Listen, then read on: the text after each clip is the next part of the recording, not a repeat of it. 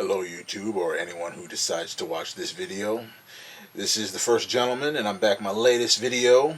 It's a review of the new Blumhouse production, The Invisible Man, starring Elizabeth Moss and Aldous Hodge. I just saw the movie and I thought that it was okay. It's being billed as a horror movie, mystery science fiction. Well, I suppose you could call it suspense because that's mostly what this is.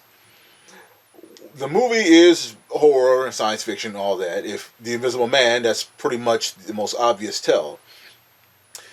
A lot of horror movies today, especially in our time, has degenerated into slasher flicks. And horror has very much gotten away from terror. The Invisible Man kind of gets back to that. This movie is very chilling and creepy. Elizabeth Moss plays a nice regular gal who apparently she fell for Mr. Wrong and she decides to get away from him. Unfortunately, it appears that Mr. Wrong has somehow or has apparently figured out a way to become invisible, obviously. And now he's stalking her. Like most horror movies, no one really believes her and it doesn't sound very believable, but as the audience, we know there's someone out there that can't be seen. This movie, like I said, is very chilling and it's very suspenseful and it's very clever.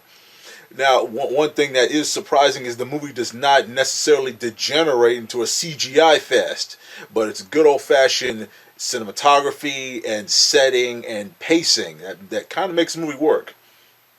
Elizabeth Moss, she's a good actress, and here she's just playing a regular gal who's just trying to get by and trying to survive.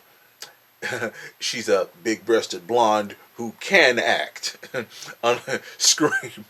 Naturally, the movie, like I say, it has very clever setups and very this and that, and visibility, what's going on, this and that. It's very stylish, very clever, and has you going, this and that.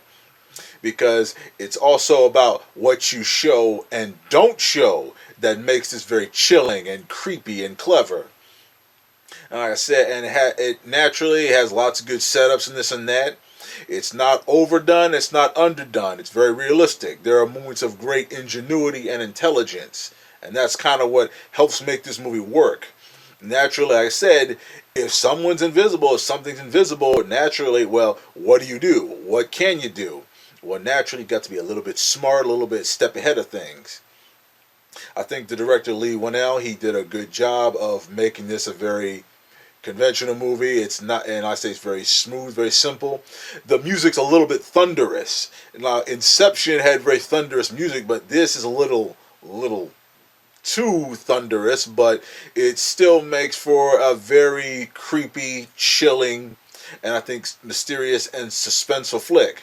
It's a bit of a date flick if a girl's interested in kind of being a little bit scared and this and that, and the story that makes enough sense to get by, I think you should check this out.